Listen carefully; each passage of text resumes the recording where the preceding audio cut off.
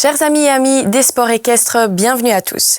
Qu'est-ce que cette émission d'aujourd'hui vous réserve ? Comme le veut la tradition, nous commencerons par les différents classements, puis un reportage avec une grande dame du paradressage. Elle fait partie des chevaliers de la Légion d'honneur française, mademoiselle Anne Dieteren. Et les belles images ne manqueront pas lors du reportage sur 2 ambassadeurs de la fédération, un peu plus loin dans cet épisode. La saison des poulinages bat son plein. C'est donc le moment idéal de rencontrer les éleveurs et inspirateurs du site Hippomundo, Koen Terrein et Erik Goossens. Ceci sur la situation après 1 an de Belgian Breeders' Bonus.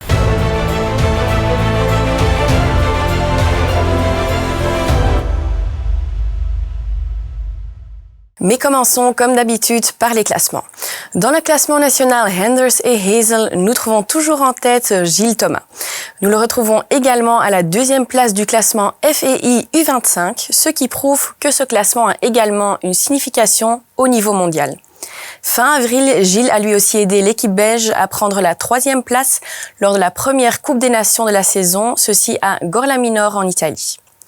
Et puis, cet autre classement, qui reprend lentement mais sûrement. Le classement Cavalier Nations Cup Caps. Dans ce classement des 5 dernières années, Jérôme Guéry reste pour l'instant le numéro 1 incontesté. Et un peu plus loin dans ce classement, on retrouve notre cavalière numéro 1, Gudrun Patet. Elle se rapproche tranquillement mais sûrement du top 5.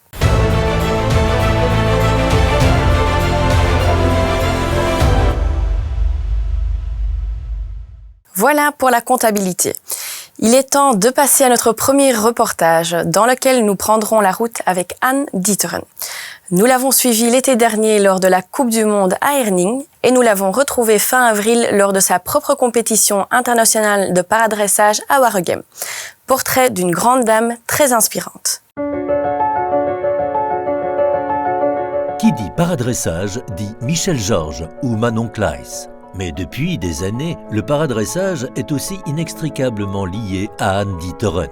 Elle a été championne de Belgique de dressage de 1977 à 1982 et après sa carrière active, elle s'est engagée à fond dans le paradressage.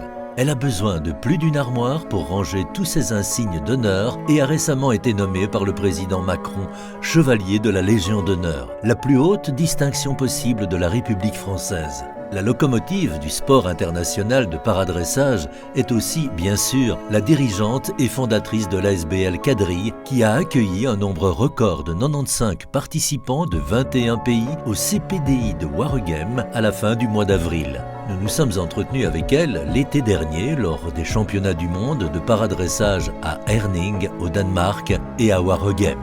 Je suis Anne Dieteren, ancienne cavalière internationale de dressage. Lors de mon envoi en mission par le comité olympique à Atlanta aux Jeux paralympiques, j'ai été voir le paradressage qui apparaissait pour la première fois. Et en revenant, j'ai demandé à la fédération de pouvoir développer le paradressage, puisque nos pays voisins, France et Allemagne, étaient en plein développement. Et nous avons commencé en créant des cours et en cherchant des cavaliers. Et ceci finalement avec beaucoup de succès. J'ai été voir Igmar de Vos, alors secrétaire général ou directeur général de notre fédération, pour lui demander si on pouvait développer le paradressage. Et avec le président Buschmann, ils m'ont donné carte blanche. Et nous avons commencé en organisant d'abord des cours pour des juges, des stewards et des classificateurs. Et nous, en même temps, on cherchait les cavaliers. Et progressivement, on a pu participer au premier concours international déjà en 98 et au championnat du monde en 99. Donc la Belgique est sur la carte du paradressage depuis quand même un certain nombre d'années, je dirais. Donc Anne Dieteren est une personne très importante pour le paradressage en Belgique. On peut dire qu'elle est la fondatrice du mouvement de paralympique. Elle a créé le club Quadrille en 81 et elle a été chercher des cavaliers, demander si est-ce qu'ils ne voulaient pas faire du paradressage. Et elle a organisé ce concours en 80 à Moorsel pour la première fois.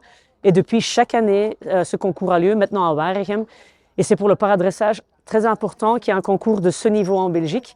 Et on est très heureux et on est très reconnaissant qu'Anne veut faire ça et son équipe aussi.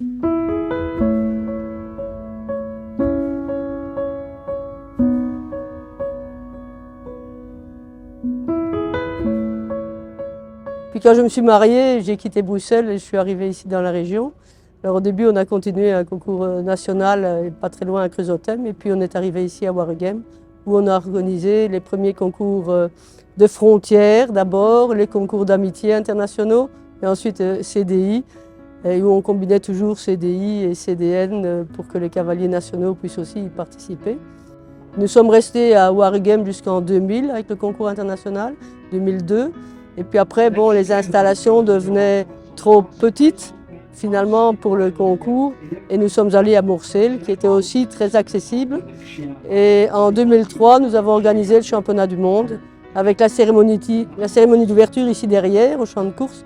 Pour la première fois dans le mouvement paralympique, une cérémonie d'ouverture avec 45 000 spectateurs et les compétitions étaient à Mourcel. Et certains juges aujourd'hui, 20 ans après, sont ici aussi encore pour fonctionner.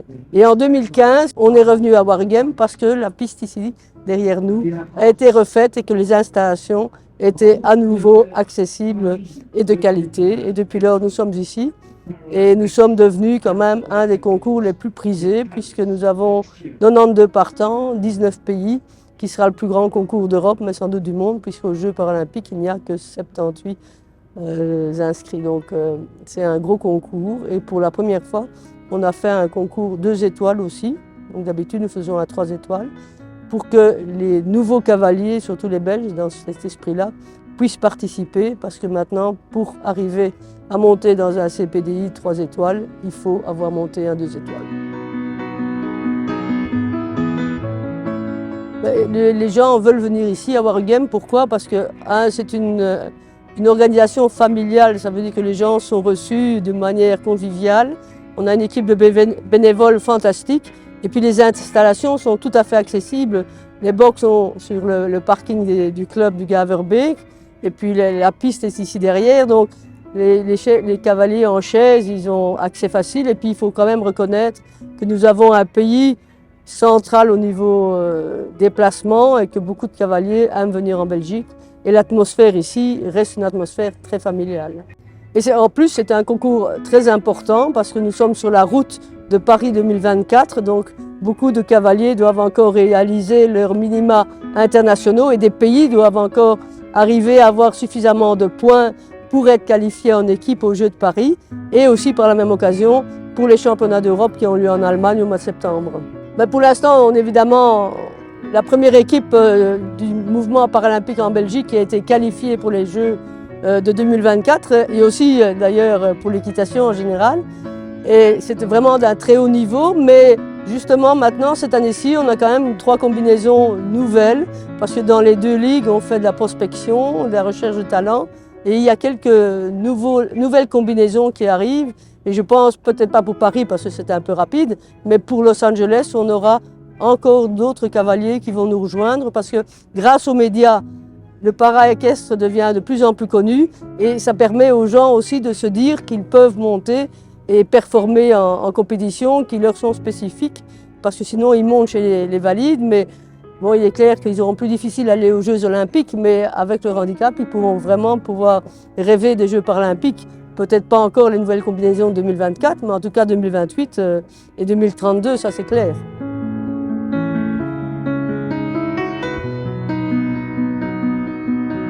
Ici à Herning, je suis là pour seconder Jeroen van Len, qui est chef d'équipe, qui était chef d'équipe déjà de l'équipe de dressage et à qui on a demandé de devenir chef d'équipe du paradressage. Il fait ça d'ailleurs très bien. Je suis là pour l'aider à découvrir un peu les tenants et les aboutissants du paradressage, voir si vraiment l'organisateur et tout ça respectent les règlements et éventuellement aussi donner des conseils techniques aux cavaliers quand ils se préparent. À Paris 2024, mon rôle, je ne le connais pas encore. Bon, je suis toujours présidente de la Ligue handisport francophone, ça c'est clair. Je suis présidente de la Confédération internationale sport adapté culture. Et au point de vue équestre, je suis conseiller à la Top Sportcell et j'essaye de contribuer au succès technique de notre équipe à côté du chef d'équipe Jeroen van Lent. Et j'espère qu'on fera appel à moi évidemment à Paris parce que Paris pour nous c'est important, c'est à côté. On aura, j'espère, beaucoup de gens qui viendront, de Belges qui iront soutenir nos équipes dans tous les sports et particulièrement l'équitation. Un lieu fabuleux, Versailles, qui peut rêver d'avoir monté à cheval à Versailles? Je trouve que c'est vraiment un objectif extraordinaire et j'espère pouvoir faire partie de l'équipe à ce moment-là en tout cas. Il est clair que Paris a aussi une autre signification suite à la remise de la Légion d'honneur du président Macron à l'ambassade de France. Cette année-ci, c'était une surprise, je ne m'y attendais pas, je dois dire.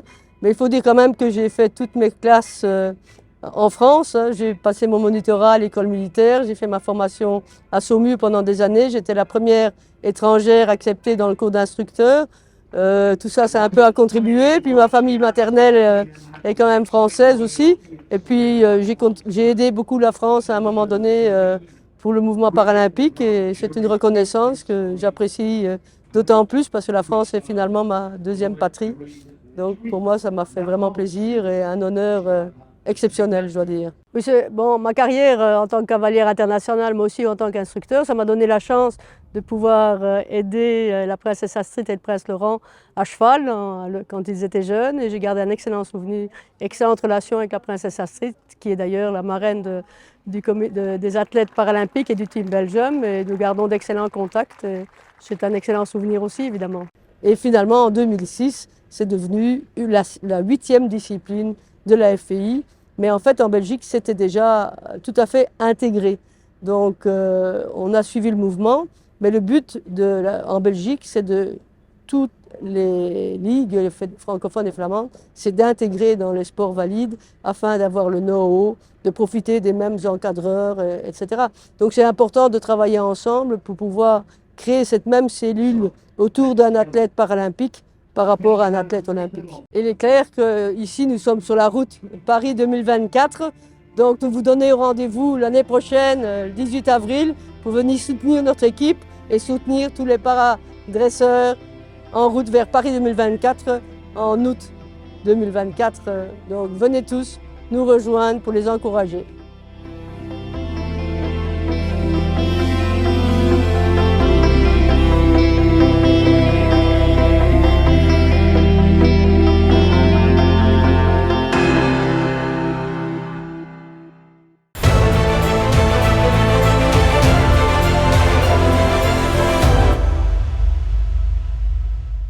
Préparez-vous à fondre dans le reportage suivant.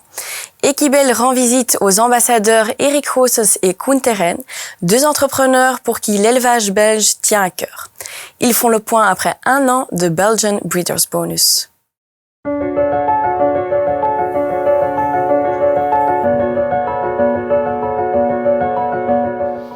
Mijn naam is Erik Goossens. Ik heb een fokkerij van paarden genoemd Harras de la Vie, die gestart is in het jaar 2000. Ik fok jaarlijks een 6-tal veulens die ik dan probeer te verkopen. Mijn naam is Koen Terrein.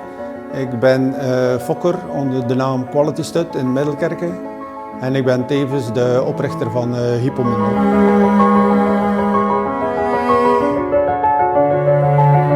Ik heb de paarden via de paplepel meegekregen. Mijn vader was ook altijd ruiter. Ik heb zelf ook altijd gereden.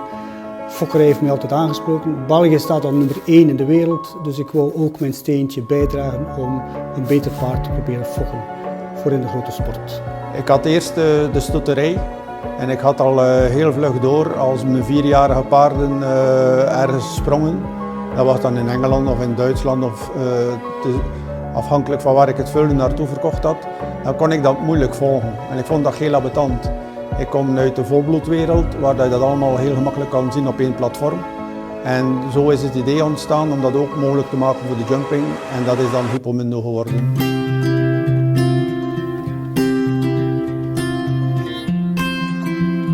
Dan had ik het idee van, waarom zou ik daar ook geen contactpagina kunnen aan toevoegen. Zodanig dat mensen die mijn paarden zien, die de pedigree zien van mijn paarden, die mij ook kunnen contacteren. En zo is dat gebeurd. Als we al die informatie hadden, dan hebben we ook rankings gemaakt. Wie is het meest verdienende paard? Wie is de meest verdienende ruiter? We hebben op die manier de fokkerijgegevens samengevoegd, opgewaardeerd met de sportgegevens. En zo hebben we meer en meer tools ontwikkeld die nuttig zijn voor de fokker. Vandaag de dag staat België nummer 1 in de wereld. Waarom? Omdat wij niet in feite chauvinistisch zijn. Wij gaan dus de beste bloedlijnen vanuit het buitenland gaan combineren met elkaar. En zo hebben we een eigen ras gestart en hebben ook de opleidingen hier ter plaatse. We zijn een klein land, maar toch betekenen we in Hanze de wereld zijn toch een belangrijke speler geworden. Iedereen wil in België zijn, niet alleen voor de paarden, maar ook voor de opleiding.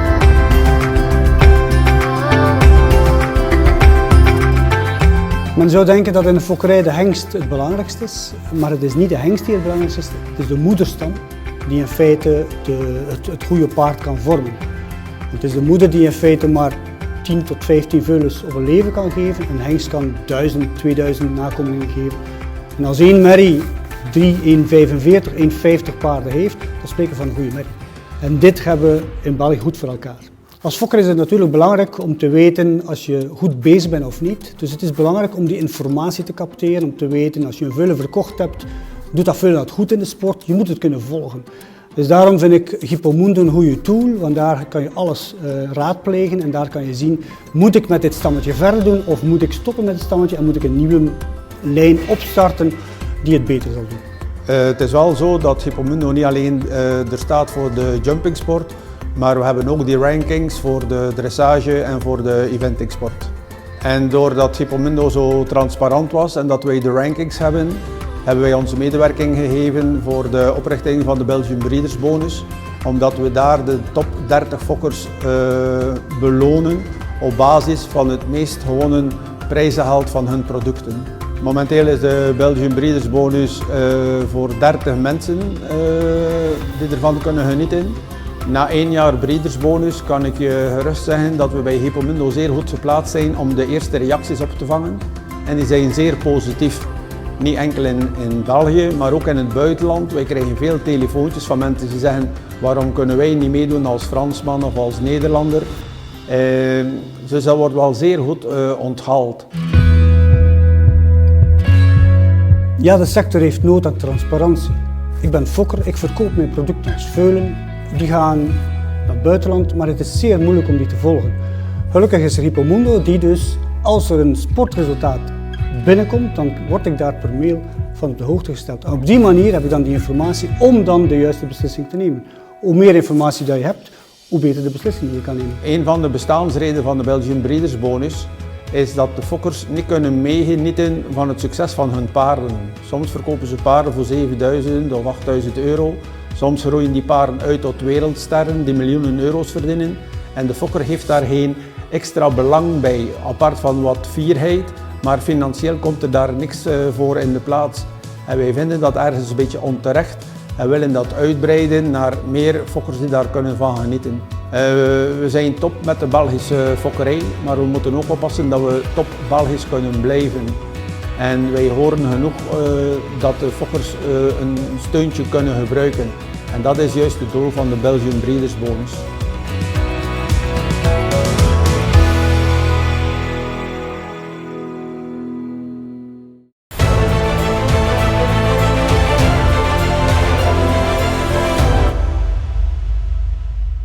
Ce qui est bon à savoir cette fois-ci, c'est que vous pouvez vous attendre à un documentaire sur les sports équestres sur l'AVRT cet automne. En effet, à l'occasion de la 40e édition du Jumping de Malines, mon collègue Ruben van Gucht et son équipe ont réalisé un film d'1 heure. Un tournage qui a eu lieu lors de la Coupe du Monde de Malines, le 30 décembre dernier.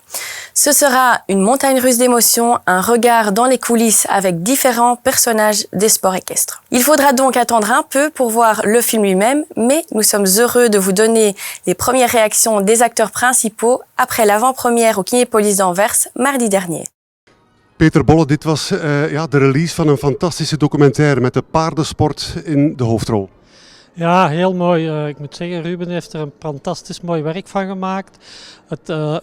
Zoals het al begon, zo heel spannend, mooi naar een mooie opbouw, naar een pointe, fantastische muziek erachter en hele knappe beelden. Ik vind het echt heel mooi werk, ja, top. Echt niks, ik heb niks gezien, dus ik was ook echt benieuwd, want ja, het is toch altijd spannend om je eigen op beeld te zien. Dat is altijd speciaal en dus ik ben blij dat het heel goed verlopen is.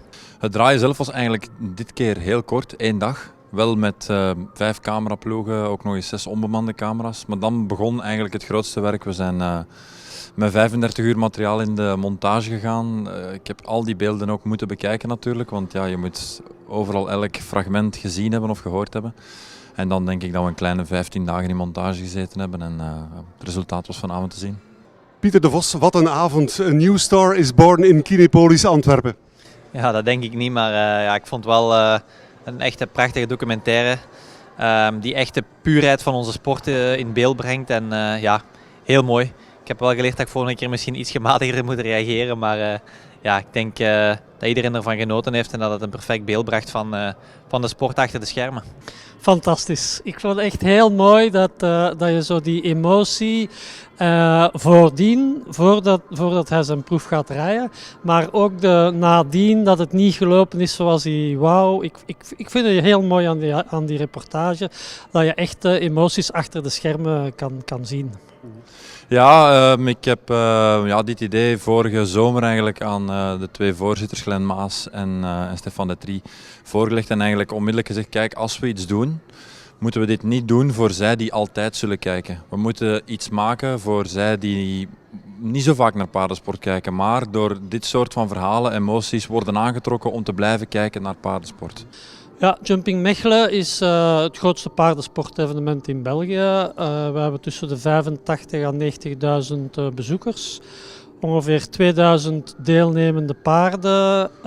En wij komen, ik heb het onlangs eens bekeken, ongeveer 600 uur op tv wereldwijd, waarmee wij 25 miljoen mensen bereiken. Dus dat is toch wel een groot sportevenement. Ik denk dat echt de puurheid van onze sport in beeld gebracht is. En dat toch het is wat de mensen daar op zoek zijn. Mag ik jou streng en rechtvaardig noemen? Ik hoop het. Ja, dat wil ik wel zijn, inderdaad. Vooral rechtvaardig. En in zo'n organisatie moet je soms streng zijn. Want soms als mensen de afspraken niet nakomen, dan moet je wel eens streng zijn. Ja. Ik denk dat ik het mag zeggen dat ze zeer enthousiast zijn. En uiteindelijk, ja... Oké, je kan wel ergens al een beetje inschatten als je al wat dingen gemaakt hebt of het in de juiste lijn zit, maar uiteindelijk moet het toch de goedkeuring van hen wegdragen. Als je terugblikt op de periode en de reacties vanavond, vat eens samen in 5 woorden. Heftig, emotioneel, plezierig, dankbaar en lang leven paardensport. Nous voici arrivés à la fin d'un nouvel épisode d'Equibel TV. Il ne me reste plus qu'à vous souhaiter une excellente journée et à vous dire à bientôt. N'oubliez pas de continuer à nous suivre sur le site web via Facebook Equibel et Equifans. À la prochaine.